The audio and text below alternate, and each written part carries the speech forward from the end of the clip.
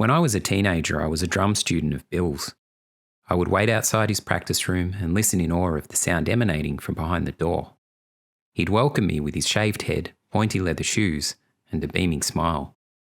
He taught me how to read music, do double-stroke rolls and paradiddles, but above all, he was genuine and kind. They say good mentors are hard to find and impossible to forget. This is a tribute to one of Australia's greatest drummers.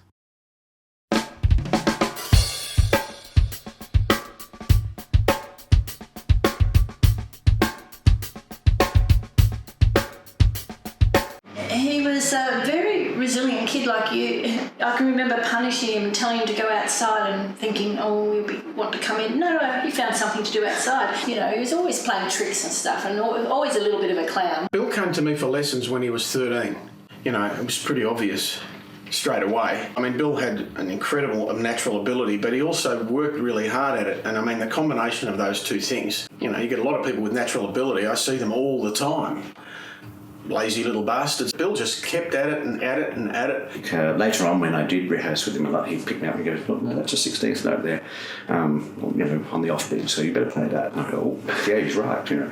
And we hit it off straight away with our love for football. And so we organised then and there that perhaps we should have a kick of the footy every now and again. But our passion for life and for music then took over the conversation from football. But we actually talked him into giving up music and going and doing law. Anyway, so he did. He went to Melbourne Uni and did study law. He did it for us, I'm sure. But music was at his heart, really. That's right. Yeah, he had a bit of a meltdown with the law and said, right, I want to be a musician, just threw the law out the window. Expectations of oneself. You know, like Bill had that, like, a very high level of that. As a teacher, and I mean, you were his student, so, I mean, I was his student in a way because I used to look at the things he'd do and lock it away and go, okay, better go home and work on some of that. I can remember how good he was with little kids. I know that they loved him and he was very, very patient and gentle with them. We were just walking through the park this time and just a car broken down. Here's a guy under his car.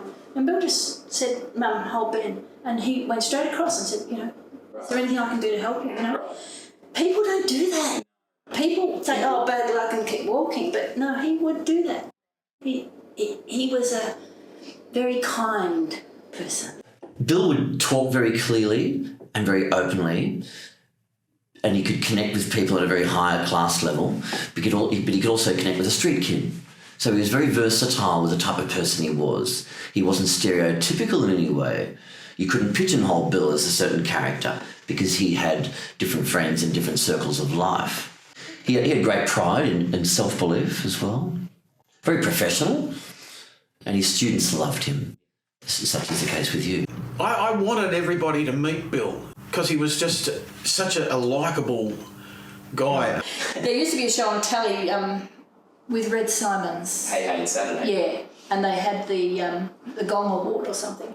Red Faces. Yeah, that's right. Yes. And Bill went on that drumming. A group called the Band -1.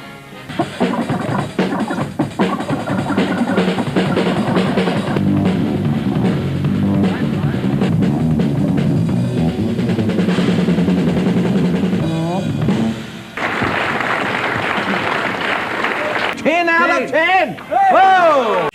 He joined a rock band called Talk That Walk, and he toured with that band for about a year. It's a group called Talk That Walk, and here they are now with Surface Tension.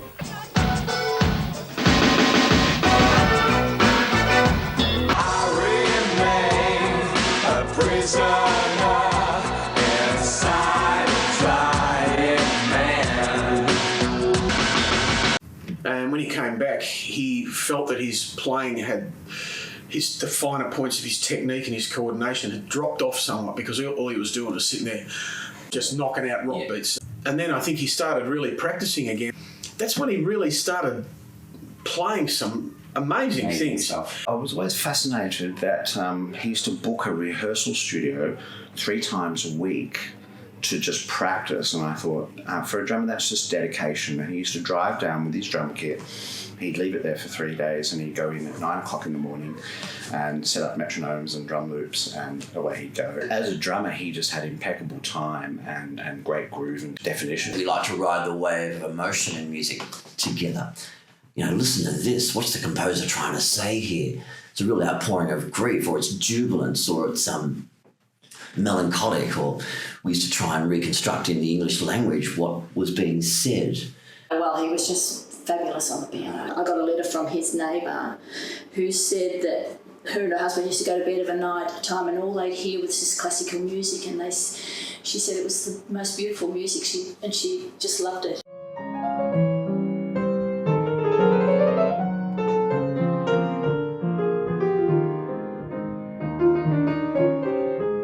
Having a good groove, it is slightly quantifiable. You know, you've got to keep steady time. You've got to have a good sound, the way you hit the instrument. Musical appropriateness, you know, you're playing the right thing for the right song, you know. There's a lot of things that are, you know, you can actually quantify, but then there's the indefinable thing about what makes one really good drummer different from another really good drummer. I knew that there were demons, but none of us knew how bad it was. The demons never surfaced. You never saw them. You never saw them. Nobody had an idea, really. I first became aware of it when I went to meet him on the Friday, and 4 o'clock came, he wasn't there. And then my mind started to tick away that he'd been pretty down, he'd been pretty upset, and he'd been lonely and this and that and the other. And I started to fear that perhaps he'd taken his own life. I remember going to bed that night thinking, something's terribly wrong here. I remember thinking, Bill's gone. Bill's gone.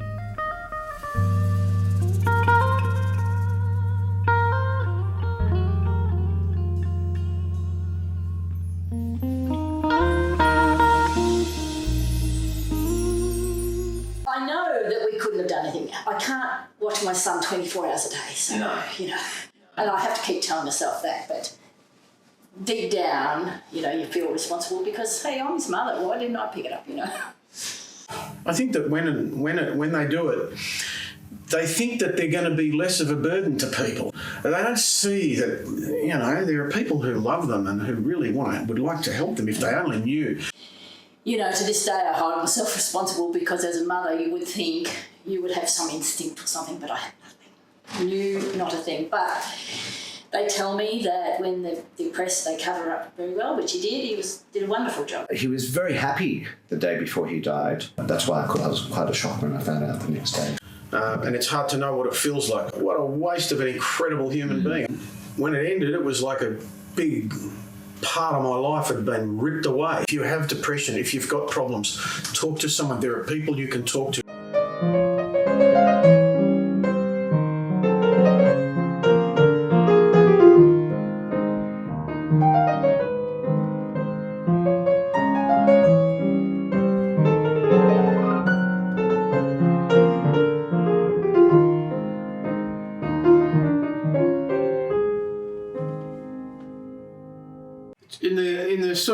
In the years after his passing, you know, I had a few dreams, you know, which come up. They're a bit upsetting in a way because when you come out of it, you know it's just a dream. He's not really there. But it was funny. It was in a supermarket, of all places, and even though he was there in the dream, I was saying, "Why did you do it? Why did you go and do this thing? You know, why? And he would just sort of, you know, he just sort of shrug it off, you know, and like, you know, like that. And I mean, that's really all I remember about the dream. But I had a few of them where he was there.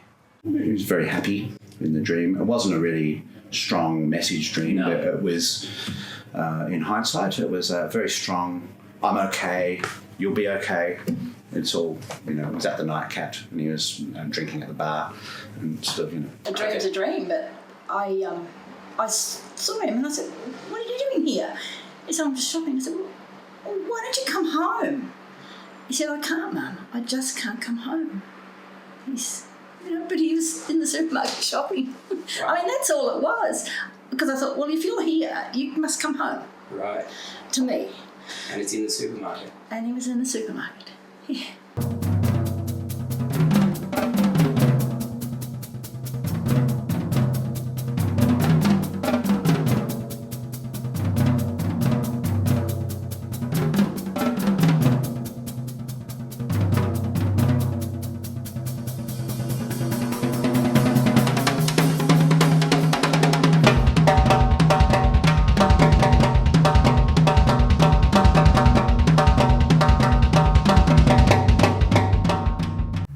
I remember one day he was in his studio at Hyde's, and I heard this amazing stuff going on. Like he had this hi-hat pattern. It's like he had this open-close hi-hat pattern. This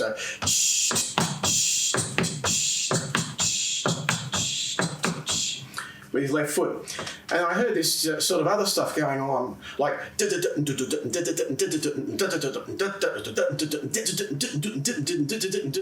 you know, around the toms and everything like that. And I'm thinking, oh, gee, that sounds... And I opened the door, and there he was with his playing the rest of it with his left hand and his right foot while he was eating an apple. I'm grateful for the time I had with Bill and the lessons he taught me and many other students. After his passing, one of his bands, the Grand Wazoo, played a tribute show for him at the Rainbow Hotel in Fitzroy.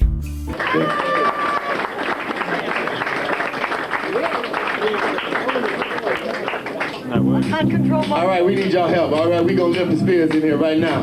Put your hands together. If you came in for Bill, baby, this is what you gotta be doing. Because the beat goes on, you understand what I'm saying? We still here. Come on.